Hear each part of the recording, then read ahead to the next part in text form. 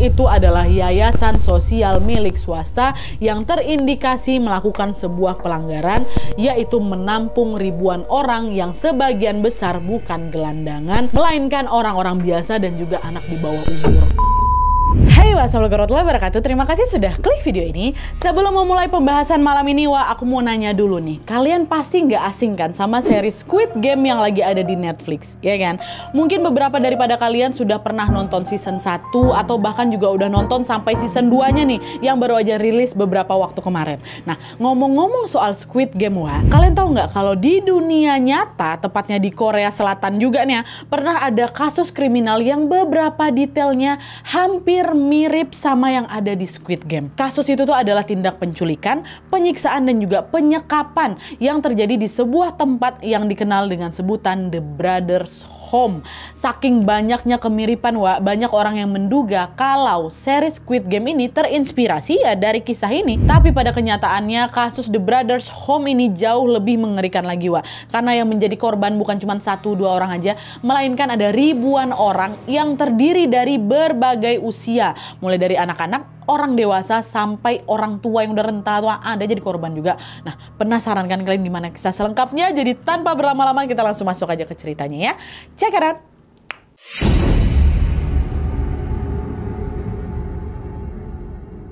Oke, sebelum membahas tentang The Brothers Home, aku mau sedikit dulu menceritakan kasus penculikan anak yang ada di Korea, ya. Karena kasus penculikan ini tidak bisa dilepaskan dari skandal yang terjadi di Brothers Home, oke? Nah, jadi, pada tahun 1982 di Korea Selatan ini, hiduplah seorang anak laki-laki yang berusia 12 tahun yang bernama Chung. Nah, Chung ini adalah anak semata wayang yang berasal dari keluarga yang kurang mampu, Tapi di balik keterbatasan itu, menurut keterangan orang-orang terdekatnya, Chung ini adalah anak yang sangat baik. Dia pintar, ceria, dan juga dia sangat berbakti sama orang tuanya. Di usianya yang masih kecil, Chung ini selalu menyiapkan makanan untuk ibunya yang kala itu lagi sakit keras. Dia selalu membantu pekerjaan ibunya juga. Dan kebaikan itulah yang membuat orang tuanya si Chung ini pun berharap suatu hari nanti Chung akan menjadi orang sukses dan mampu menaikkan derajat keluarganya. Tapi harapan itu terpaksa pupus, karena di tahun 1982 ini ada kejadian tidak terduga yang membuat Chung ini harus terpisah dari keluarganya dalam rentang waktu yang cukup lama. Jadi ceritanya hari itu, pada suatu hari ini si Chung ini belum juga pulang ke rumah padahal udah malam, Nah, usut punya usut, ternyata Chung sempat diajak pergi ke kota sama bapak-bapak yang merupakan tetangga dia sendiri. Nah, setibanya di kota itu, bapak ini pun lalu mengajak si Chung untuk ke sebuah tempat bermain atau sejenis time zone gitulah. Nah, waktu itu si bapak ini membelikan sejumlah koin supaya si Chung bisa main di situ. Nah, pas si Chung lagi asik-asik main, bapak itu bilang, "Chung, kamu tunggu di sini dulu ya. Aku mau pergi sebentar, tapi abis ini aku balik lagi kok," kata si tetangganya ini atau si bapak ini. "Oh iya Pak, nggak apa-apa, aku tunggu di sini aja," kata si Chung. Dah, Chung lanjut lagi lah itu main game, sementara si bapak ini pergilah, dia ninggalin si Chung untuk menyelesaikan urusannya. Nah, setelah beberapa jam berlalu, bapak itu belum juga balik lagi nih nemuin si Chung. Nah, terus nggak lama dari situ tiba-tiba Chung didatangi oleh 2 orang polisi. Polisi tuh nanya, "Dek, kamu ngapain sendirian di sini? Kemana orang tua kamu?" Kata si polisi ini kan, "Orang tua saya di rumah Pak, tapi saya tadi ke sini tuh diajak sama tetangga saya. Cuman dia lagi pergi bentar Pak, bentar lagi juga paling dia balik gitu." "Oh, hati-hati loh kamu, nggak baik anak kecil malam-malam sendirian di sini. Kamu mau nggak ikut kami ke kantor polisi? Di sana jauh lebih aman," katanya. Nah, mendengar pertanyaan itu, Chung pun langsung mengiyakan permintaan si polisi ini tanpa pikir panjang. "Oh iya Pak, boleh, saya ikut Bapak aja," katanya. Waktu itu Chung nggak mikir aneh-aneh, karena kan yang ngajak dia polisi, ya kan. Nggak mungkin lah mereka punya niat jahat sama aku, secara mereka ini adalah pelindung masyarakat, ya kan, polisi. Tapi dugaan itu ternyata keliru, karena kedua polisi tadi bukannya membawa Chung ke kantor polisi, melainkan ke tempat asing yang membuat Chung ini tidak bisa pulang ke rumah lagi.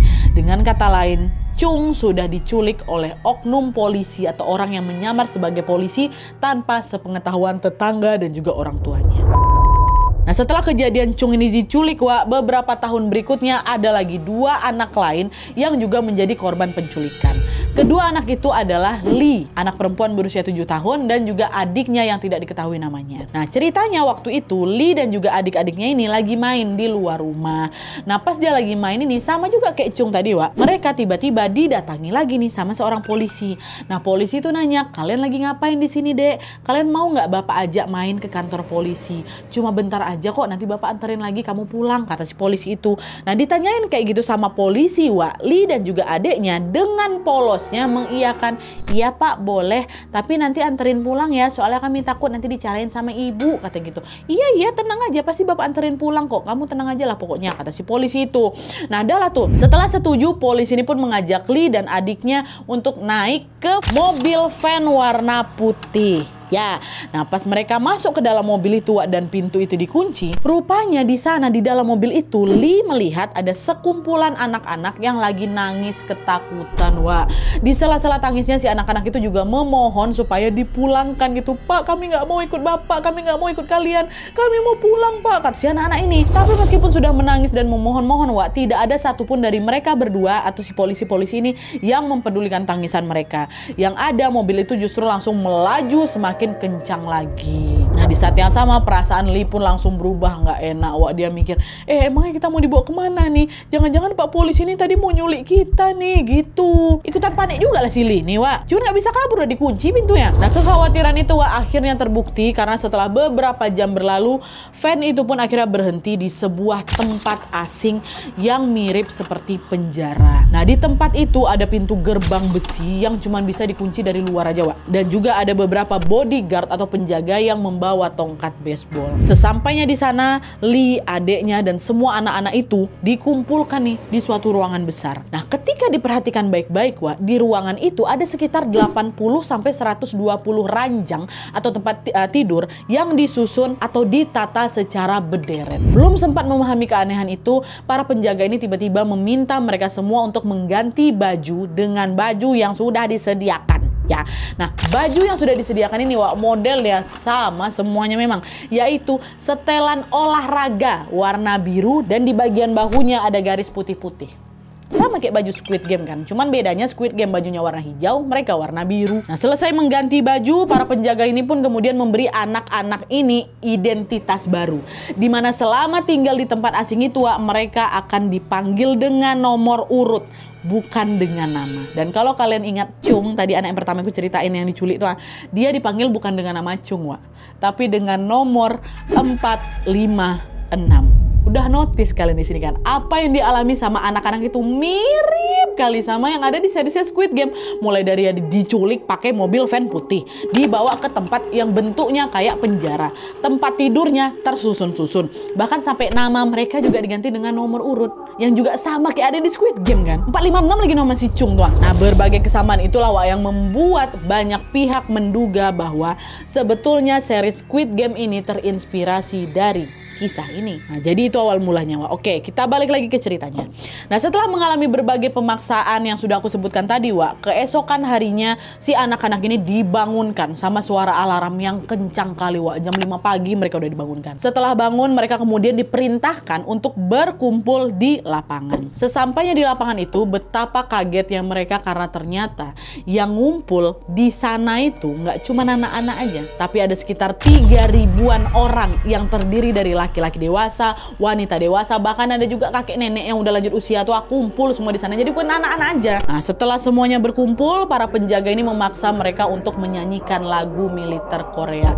Kalau ada yang nggak nyanyi atau nggak tahu atau nggak hafal liriknya, Wak, ya, para penjaga ini akan langsung memukul mereka dengan tongkat baseball tadi atau tongkat kayu. Nggak berhenti di situ aja, Wak. Setiap melakukan kesalahan kecil, mereka pasti akan disiksa secara sadis oleh para penjaga. Penyiksaan demi penyiksaan itu pun membuat mereka berpikir, perasaan kami ini bukan pencuri lah, kami ini bukan penjahat, bukan orang jahat, tapi kenapa mereka memperlukan kami kayak gini? Pertanyaan itu terus berkecamuk di benak mereka selama bertahun-tahun lamanya, Wak. Pada saat itu mereka ini belum tahu kalau tempat yang mereka singgahi itu adalah tempat yang dinamakan Yongji Bokjiwon, atau dalam bahasa Inggris lebih dikenal dengan sebutan The Brothers Home.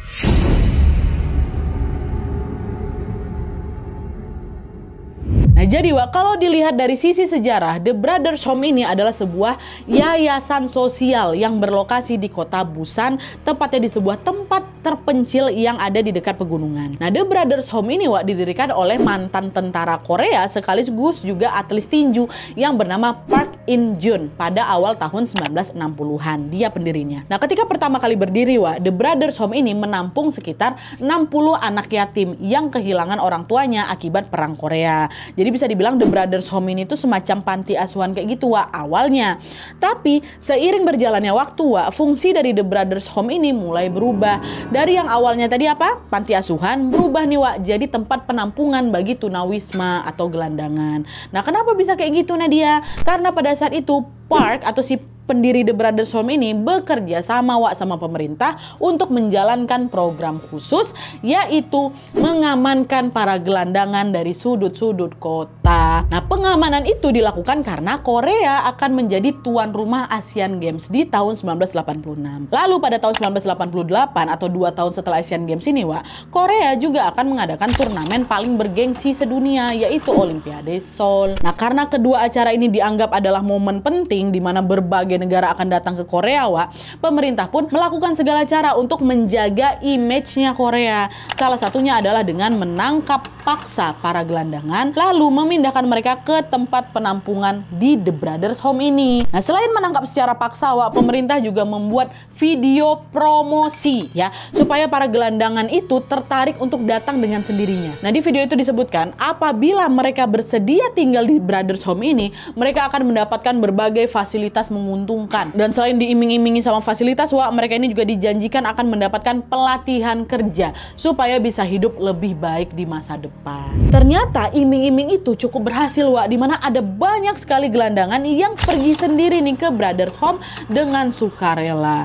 Dan hal itu tentu menguntungkan bagi pemerintah dan juga bagi si Park atau si pendiri The Brothers Home ini. Dari sisi pemerintah, Wak, mereka diuntungkan dari segi efektivitas karena nggak harus mencari atau mendirikan tempat penampungan lagi kan, soalnya kan udah diurus sama si Park kan. Nah, dari sisi si pendiri Brothers Home ini atau si Park ini, dia mendapatkan keuntungan terutama dari segi finansial. Hal itu terjadi karena pemerintah Korea akan membiayai seluruh kebutuhan operasional The Brothers Home, yang itu artinya Park sudah tidak wajib lagi mengeluarkan biaya apa-apa lagi karena udah ditanggung sama pemerintah.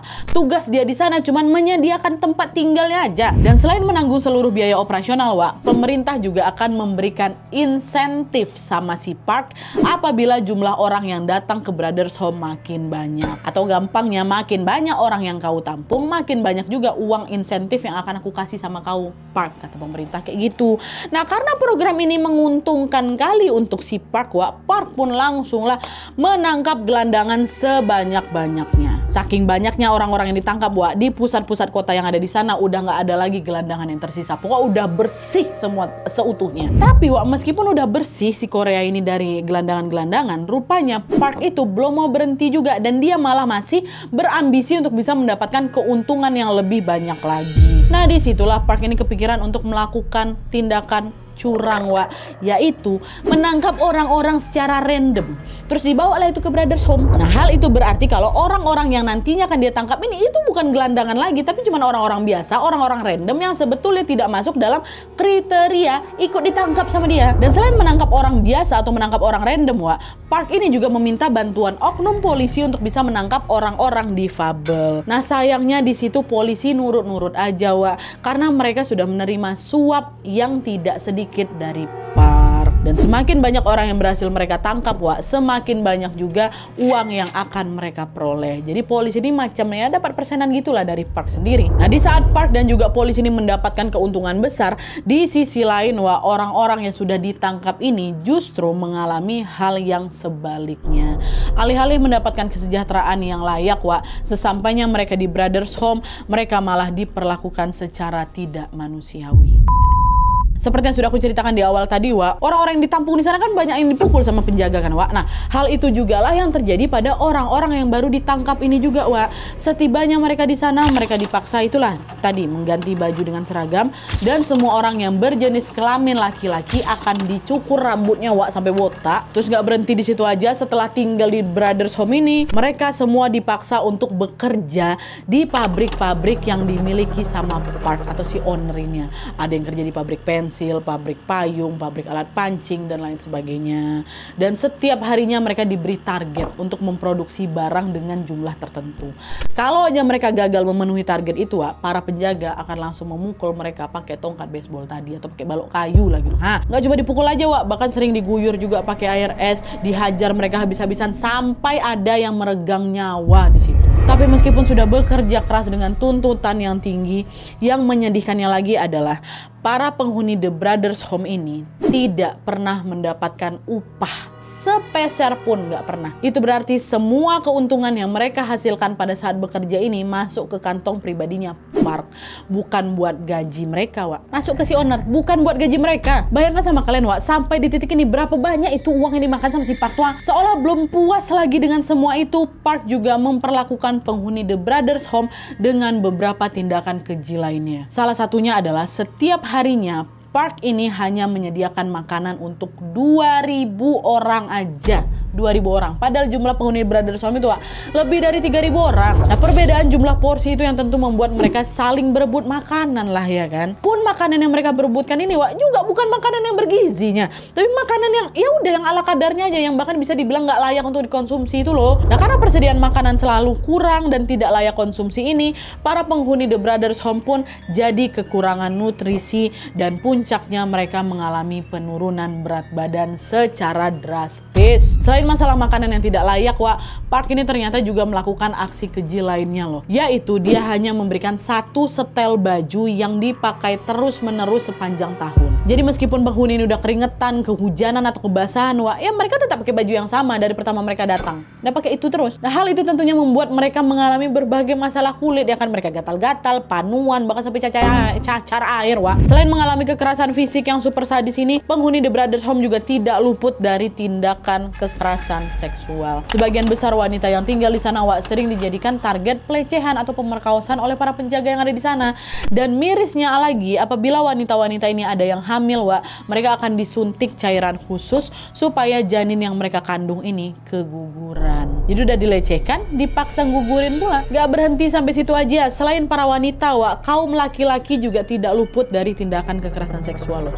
Dan biasanya pelaku tindakan itu adalah sesama penghuni The Brothers Home sendiri. Tepatnya mereka yang ditunjuk menjadi ketua peleton. Ini sedikit tambahan informasi aja. Jadi di tempat itu ada beberapa orang yang ditunjuk sebagai ketua peleton untuk bisa mendisiplinkan kelompoknya. Atau orang-orang yang diundang atau orang-orang random yang diundang ini ada yang ditunjuk jadi peleton juga. Nah, ketua-ketua inilah yang melakukan pelecehan itu kepada kaum laki-laki, termasuk pada anak kecil juga.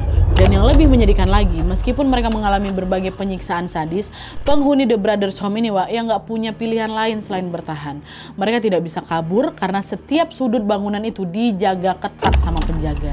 Dan kalau sampai mereka ketahuan kabur, penjaga akan langsung memukuli mereka sampai tewas di tempat. Jadi betul-betul nggak ada jalan keluar apapun gitu loh. Dan semua penderitaan yang dialami sama penghuni The Brothers Home ini terjadi selama bertahun-tahun lamanya. Sampai kemudian pada suatu hari ada sebuah peristiwa besar yang membuat mereka akhirnya bisa keluar dari tempat penyiksaan ini.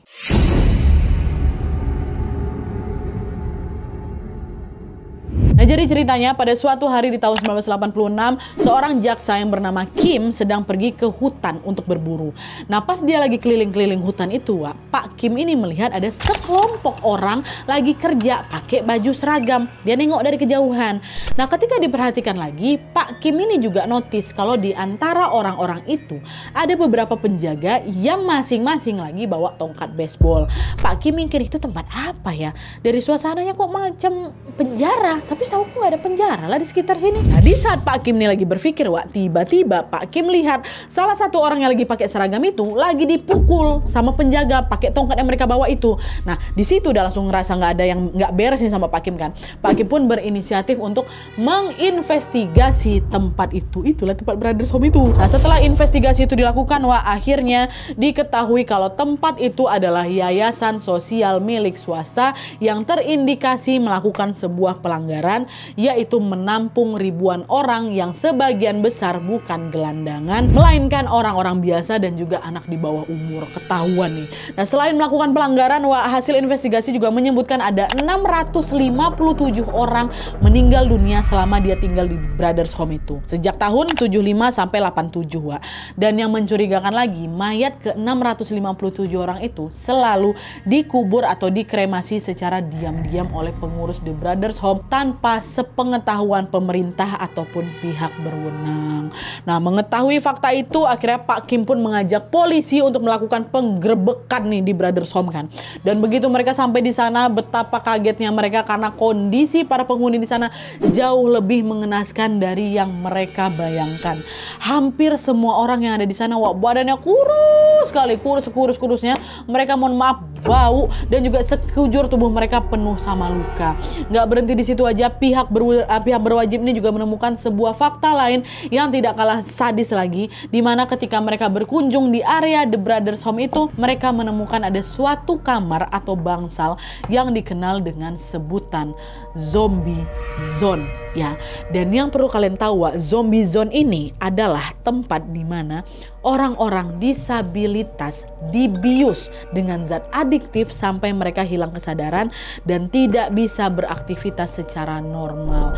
Mereka nggak bisa mandi, mereka nggak bisa makan, mereka nggak bisa ngurus diri mereka sendiri. Pokoknya mereka nggak bisa ngapa-ngapain, Wak. Sampai mereka terlihat macam, mohon maaf, mayat hidup, macam zombie, Wak. Nah, saya menemukan penghuni dalam kondisi yang mengenaskan. Pihak berwajib juga menemukan dugaan pelanggaran lainnya, yaitu mereka menemukan ada uang cash sebesar 10,6 juta USD atau sekitar 173 miliar rupiah di brankas kantor direktur atau di brankasnya si Park. Nah, polisi menduga uang-uang itu adalah sebagian kecil dari keuntungan yang sudah diperoleh oleh Park atau ownernya ini setelah mengeksploitasi tenaga para penghuni ini, Wak.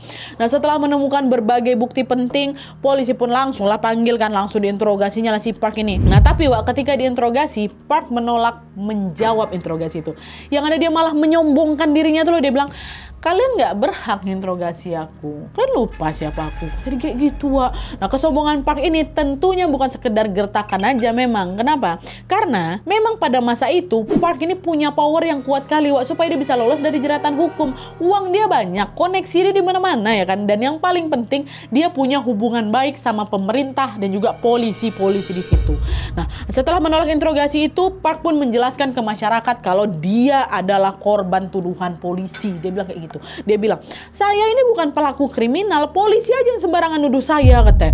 Dan epicnya lagi, Wak, sebagian orang ternyata percaya sama omongan si Park ini. Orang-orang itu rupanya menganggap Park sebagai tokoh yang berjasa dalam menangani masalah gelandangan. Mereka bilang, berkat Pak Park lah negara kita ini jadi lebih rapi. Coba kalau misalnya dia nggak ada, bisa jadi gelandangan di sini makin banyak lagi.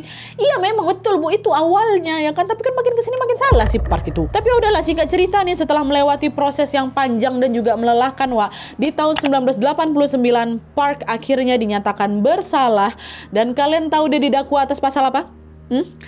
Dia hanya dijerat dengan pasal mengkorupsi dana pemerintah, bukan pasal eksploitasi, bukan juga pasal pelanggaran hak asasi manusia. Enggak, alhasil dalam kasus ini Park hanya dijatuhi hukuman 2,5 tahun penjara aja, Wak. Ya, 2,5 tahun. Dan setelah menjalani masa hukumannya, Park pun akhirnya bisa dibebaskan dan dia kembali bisa menikmati harta kekayaannya lagi. Pada tahun 1995, Park dikabarkan mendirikan sebuah bisnis keluarganya di Sydney, Australia. Terus beberapa bulan kemudian, Park kembali membeli sebuah lapangan golf dan juga kompleks olahraga seharga sekitar 1,4 juta USD atau 22 miliar rupiah. Itu. Nah, di saat Park menjalani hidup nyaman dengan hartanya, Wak, para korban The Brothers Home ini justru mengalami trauma berat akibat kejadian itu. Mereka bahkan harus menjalani sesi konseling selama bertahun-tahun lamanya, Wak. Dan gak cuma itu aja ya. Beberapa korban bahkan dikucilkan karena dia dianggap bukan bagian dari masyarakat Korea yang beradab. Bayangkanlah, diskriminasi itulah yang membuat para korban ini memilih untuk diam dan tidak menceritakan peristiwa kelam yang pernah mereka alami ini ke siapa-siapa, Wak. Sampai akhirnya di tahun 2012 atau 25 tahun setelah kasus ini terungkap, Wak ya, beberapa korban pun akhirnya buka suara lah dan mereka melakukan protes di depan pengadilan Korea. Pada saat itu para korban ini menuntut Park supaya membayar ganti rugi atas tindakan penyiksaan yang pernah dia lakukan. Tapi sayangnya protes mereka ini tidak membuahkan hasil, Wak, karena kasus itu sudah dianggap kadaluarsa di mata hukum ataupun juga pengadilan. Alhasil pihak berwenang pun ya udah nggak bisa berbuat apa-apa lagi untuk menangkap dan juga mengadili Park, udah kadaluarsa. Barulah di tahun 2016-nya Park dinyatakan meninggal dunia karena faktor usia. Jadi sampai di sini bisa disimpulkan kalau Park tidak pernah menerima hukuman yang sebanding atas kejahatan yang sudah dia lakukan, bahkan sampai dia meninggal dunia. Gak adil ya. Oke, Wak, jadi itu tadi kisah kelam yang terjadi di panti sosial The Brothers Home. Gak nyangka, Wak, ya ternyata ada loh kejahatan sesadis dan se-ekstrim ini. Meski ada banyak sekali kemiripan, Wak, sutradara Squid Game yang bernama Hwang Dong-hyuk mengaku kalau sumber inspirasi serial Squid Game ini berasal dari manga Jepang. Jadi bukan dari kisah nyata, apalagi dari The Brothers Home ini. Entah kebetulan atau tidak, tapi memang tidak bisa dipungkiri kalau beberapa detail yang ada di Squid Game memang mirip sama seperti apa yang ada di Brothers Home. Adalah beberapa yang mirip ya kan. Kalian juga pasti mikirnya kayak gitu ya kan. Nah, terlepas dari benar atau tidaknya, Wak, tapi yang jelas kasus ini pasti bikin kita ngerasa kesal semua, marah semua, dan tentunya ikutan prihatin dengan kondisi para korban. Sebenarnya juga ada banyak sekali informasi di luar sana, Wak, tentang The Brothers Home ini yang belum aku masukkan di video ini, belum aku sampaikan di sini. Yang aku ceritakan ini kurang lebih garis besarnya aja gitu loh. Untuk sisanya kalian bisa cari sendiri atau browsing sendiri aja, Wak ya. Nah, by the way, sebelum kita menutup video ini, mari kita sama-sama doakan semoga orang-orang yang pernah menjadi korban The Brothers Home ini bisa segera pulih dari trauma mereka dan bisa melanjutkan kehidupan mereka dengan normal dan sebaik-baiknya. Amin ya robbal alamin. Oke, Wah, jadi sekian dulu videonya. Terima kasih banyak yang sudah menonton. Kalau kalian suka video ini, klik like-nya. Jangan lupa komen di bawah dan saran-saran untuk video selanjutnya. Jangan lupa nyalain notifikasinya supaya kalian tahu kalau aku upload video baru. And as always, jangan lupa untuk klik tombol subscribe supaya kalian sama-sama tahu informasi menarik dan menegangkan dari channel aku. See you next video, Wak. Bye.